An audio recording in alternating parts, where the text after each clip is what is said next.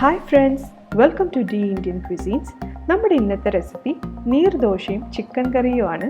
അപ്പോൾ നീർ ദോശ എന്ന് പറയുന്നത് ഒരു ഉടുപ്പി മാംഗ്ലൂറിയൻ ക്വിസീൻ ആണ്. ചിക്കൻ കറിയും നീർ ദോശയും ഒരു അടിപൊളി കോമ്പിനേഷൻ തന്നെയാണ്. അപ്പോൾ നമുക്കിത് എങ്ങനെയാണ് ഉണ്ടാക്കിയെടുക്കുന്നതെന്ന് നോക്കാം. ആദ്യം നമുക്ക് നീർ ദോശയ്ക്കുള്ള ഇൻഗ്രീഡിയൻസ് നോക്കാം. അപ്പോൾ ഇവിടെ ഞാൻ 2 കപ്പ് പൊന്നി അരിയാണ് എടുത്തേക്കുന്നത്. അപ്പോൾ ഏതെങ്കിലും ചെറിയ അരി എടുത്താൽ മതിയാവും, പച്ചരി വേണമെങ്കിലും നമുക്ക് എടുക്കാം. അപ്പോൾ ഞാനിത് ഏകദേശം ഒരു 6 മണിക്കൂർ കുതിർത്ത് വെച്ചിട്ടുണ്ട്. 6 മണിക്കൂർ വെക്കണം എന്ന് നിർബന്ധമില്ല, ഒരു 4 മണിക്കൂർ വെച്ചാലും മതിയാവും. പിന്നെ ഞാൻ എടുത്തേക്കുന്നത് 1 കപ്പ് ഗ്രേറ്റഡ് കോക്കനട്ട് ആണ്. അപ്പം എത്ര കപ്പ് അരിയാണോ എടുക്കുന്നത് അതിൻ്റെ നേരെ പകുതി അളവിന് തേങ്ങ എടുക്കുക. അപ്പം ഞാനിവിടെ ഏകദേശം 2 കപ്പ് അരി എടുത്തിട്ടുണ്ട്. അപ്പോൾ 1 കപ്പ് തേങ്ങയാണ് എടുത്തേക്കുന്നത്. അപ്പോൾ ആദ്യം നമുക്ക് ഇത് രണ്ടും നന്നായിട്ട് മിക്സറിലൊന്ന് അരച്ചെടുക്കാം. നമുക്ക് അരി ഇട്ട് കൊടുക്കാം. ഇത് തേങ്ങയും കൂടെ ഇട്ട് ഒരല്പം വെള്ളം കൂടെ ഒഴിക്കുക. എന്നിട്ടിത് നന്നായിട്ട് മിക്സറിൽ അരച്ചെടുക്കുക. ഇതിപ്പോൾ ഞാൻ നന്നായിട്ട് അരച്ചെടുത്തിട്ടുണ്ട്. അപ്പോൾ നമുക്കൊരു പാത്രത്തിലേക്ക് മാറ്റാം.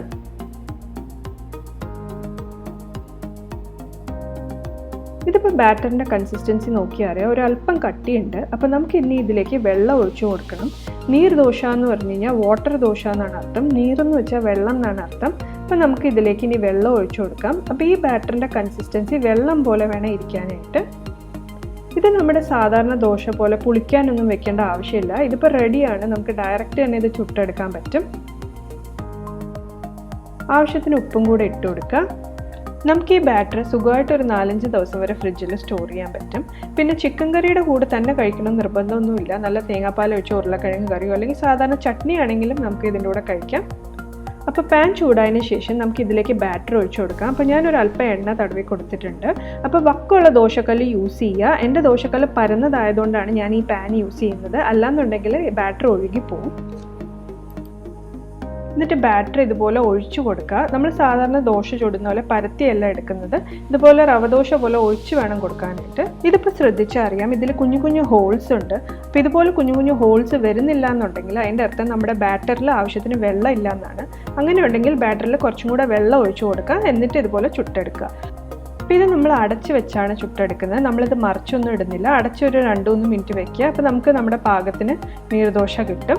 അപ്പോൾ അതിനുശേഷം ഇതുപോലെ മടക്കിയെടുക്കുക. അപ്പോൾ ഇതുപോലെ തന്നെ ബാക്കിയുള്ള ദോശ ചുട്ടെടുക്കുക. പിന്നെ ഇത് ചൂടോടെ ഒന്നിൻ്റെ മേലിൽ ഒന്നായിട്ട് വെക്കരുത്, കാരണം ഇത് ഒട്ടിപ്പിടിക്കും. നമുക്കിനി ചിക്കൻ കറിക്കുള്ള ഇൻഗ്രീഡിയൻസ് നോക്കാം. അപ്പോൾ ഇവിടെ 1 കിലോ ചിക്കനാണ് എടുത്തേക്കുന്നത്. പിന്നെ ഞാൻ ഒരു 8 വലിയ അല്ലി വെളുത്തുള്ളി എടുത്തിട്ടുണ്ട്. പിന്നെ 2 ഇഞ്ച് ഇഞ്ചി എടുത്തിട്ടുണ്ട്. പിന്നെ 3 പച്ചമുളക് കീറി എടുത്തിട്ടുണ്ട്. പിന്നെ കുറച്ച് കരിവേപ്പില, പിന്നെ കുറച്ച് മല്ലിയില അരിഞ്ഞെടുത്തിട്ടുണ്ട്. പിന്നെ ഇതൊരു വലിയ ഉരുളക്കിഴങ്ങാണ്. അപ്പം ഞാൻ അത് ഇച്ചിരി വലുപ്പത്തിൽ അരിഞ്ഞെടുത്തേക്കാണ്. അപ്പോൾ ഇത് ഓപ്ഷണലാണ്, ഇഷ്ടമുണ്ടെങ്കിൽ മാത്രം ഇട്ടാൽ മതി. പിന്നെ ഒരു 250-300 ഗ്രാം കുഞ്ഞുള്ളി നീളത്തിൽ അരിഞ്ഞെടുത്തിട്ടുണ്ട്. അപ്പം കുഞ്ഞുള്ളി ഉണ്ടെങ്കിൽ കുഞ്ഞുള്ളി തന്നെ യൂസ് ചെയ്യുക, കറിക്കൊരു പ്രത്യേക ടേസ്റ്റ് കിട്ടും. അതല്ലാന്നുണ്ടെങ്കിൽ ഒരു 2-3 സവാള നീളത്തിൽ അരിഞ്ഞെടുത്താലും മതിയാവും. പിന്നെ ഒരു 250 ml തേങ്ങാപ്പാൽ എടുത്തിട്ടുണ്ട്. അപ്പോൾ ഇത് ഞാൻ കടയിൽ നിന്ന് മേടിച്ചത് തേങ്ങാപ്പാലാണ്. അപ്പോൾ ഇതല്ലാന്നുണ്ടെങ്കിൽ ഒരു അരമുറി തേങ്ങയുടെ പാലെടുത്താലും മതിയാവും. അല്ലാന്നുണ്ടെങ്കിൽ നമ്മുടെ ഇഷ്ടത്തിനനുസരിച്ച് എത്രയാണെന്ന് വെച്ചാൽ അതിനനുസരിച്ച് എടുക്കുക.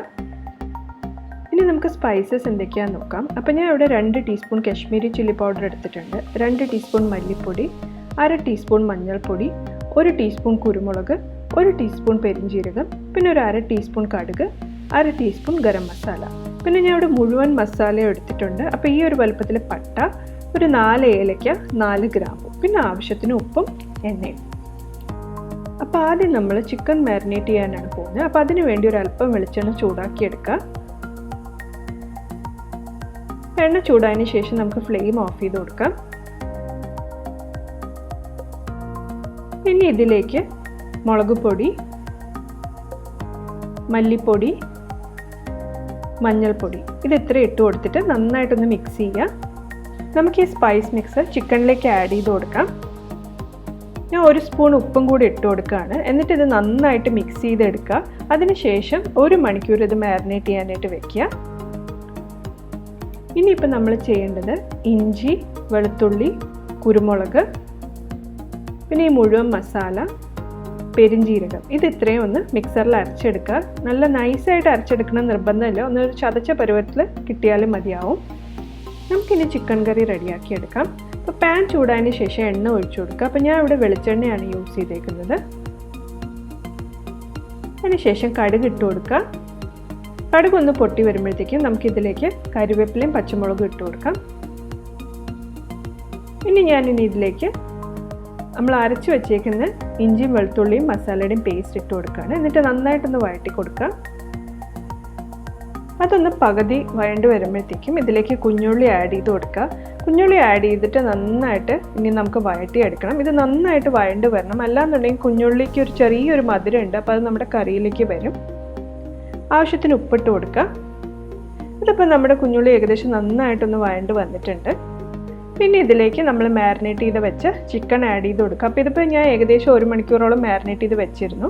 അപ്പോൾ അതിൻ്റെ കൂടെ ഉരുളക്കിഴങ്ങും കൂടെ ആഡ് ചെയ്ത് കൊടുക്കുക. ഇനി എല്ലാം ഒന്ന് നന്നായിട്ട് ഒരു 3-4 മിനിറ്റ് നന്നായിട്ടൊന്ന് മിക്സ് ചെയ്തെടുക്കുക. ഇതിപ്പോൾ ഞാൻ ഒരു 3-4 മിനിറ്റ് ഇത് നന്നായിട്ട് വഴറ്റി എടുത്തിട്ടുണ്ട്. ഇനി ഇതിലേക്ക് തേങ്ങാപ്പാൽ ഒഴിച്ചു കൊടുക്കുകയാണ്. അപ്പോൾ തേങ്ങാപ്പാൽ ഒഴിച്ചതിന് ശേഷം വീണ്ടും ഒരു 3-4 മിനിറ്റ് ഇത് നന്നായിട്ടൊന്ന് മിക്സ് ചെയ്തെടുക്കുക. ഇനി ഇതിലേക്ക് വെള്ളം ഒഴിച്ചു കൊടുക്കുകയാണ്. അപ്പോൾ ഞാൻ ഏകദേശം ഒരു 1.5 ഗ്ലാസ് വെള്ളമാണ് ഒഴിച്ചു കൊടുത്തേക്കുന്നത്. അപ്പോൾ വെള്ളത്തിന് പകരം വേണമെങ്കിൽ 2ാം പാൽ വേണമെങ്കിൽ ഒഴിച്ചു കൊടുക്കാം. ഇനി നമ്മൾ ഒരു 20 മിനിറ്റ് മീഡിയം ഹൈ ഫ്ലെയിമിൽ അടച്ച് വെച്ച് വേവിക്കാൻ പോവുകയാണ്. അപ്പോൾ ഒരു 20 മിനിറ്റ് വെന്ത് കഴിയുമ്പോഴത്തേക്കും നമ്മുടെ ഗ്രേവിയൊക്കെ ഒന്ന് കുറുകി നമുക്ക് കിട്ടും. അപ്പം കുറച്ചും കൂടെ ഗ്രേവി പ്രിഫർ ചെയ്യുന്നവർക്ക് 1.5 ഗ്ലാസ്സിന് പകരം 2-2.5 ഗ്ലാസ്സോ ഒഴിച്ചു കൊടുക്കുന്നതാണ്. ഇപ്പോൾ ഈ ഒരു സ്റ്റേജിൽ ആവശ്യത്തിന് ഉപ്പൊക്കെ ഉണ്ടോ നോക്കിയിട്ട് ഉപ്പ് ആഡ് ചെയ്ത് കൊടുക്കുക. എന്നിട്ട് നമുക്കിത് അടച്ച് വെച്ച് ഒരു 20 മിനിറ്റ് മീഡിയം ഹൈ ഫ്ലെയിമിൽ വേവിച്ചെടുക്കാം. ഇടയ്ക്കൊന്ന് ഇളക്കി കൊടുക്കാൻ മറക്കരുത്. ഇതിപ്പോൾ ഏകദേശം 20 മിനിറ്റ് ആയിട്ടുണ്ട്. നമ്മുടെ ഗ്രേവിയൊക്കെ ഒരുവിധം വറ്റി വന്നിട്ടുണ്ട്. അപ്പോൾ നന്നായിട്ടൊന്ന് മിക്സ് ചെയ്ത് കൊടുക്കുക.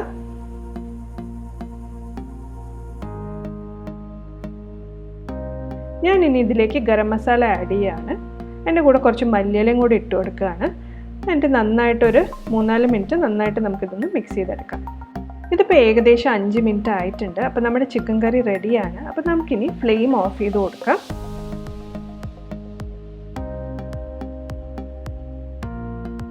ഇപ്പോൾ ഫ്ലെയിം ഓഫ് ചെയ്തതിന് ശേഷം ഞാൻ കുറച്ചും കൂടെ മല്ലിയില ഇട്ട് കൊടുക്കുകയാണ്. കുറച്ച് കറിവേപ്പിലയും കൂടി ഇട്ട് കൊടുക്കുകയാണ്. അതിനുശേഷം നമുക്കിതിന് അടച്ച് വെക്കാം. അടച്ചൊരു 10-15 മിനിറ്റ് വെക്കാം. അതിനുശേഷം നമുക്ക് സെർവ് ചെയ്യാം.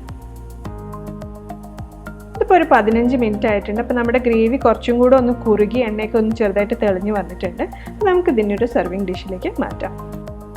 അപ്പോൾ തീർച്ചയായിട്ടും ഈ ഒരു കോമ്പിനേഷൻ ട്രൈ ചെയ്ത് നോക്കുക. എന്നിട്ട് ഇഷ്ടപ്പെടുകയാണെന്നുണ്ടെങ്കിൽ കമൻറ്റ് ചെയ്യുക, ഷെയർ ചെയ്യുക. Also please like, subscribe and press the bell icon four regular updates. Thank you for watching.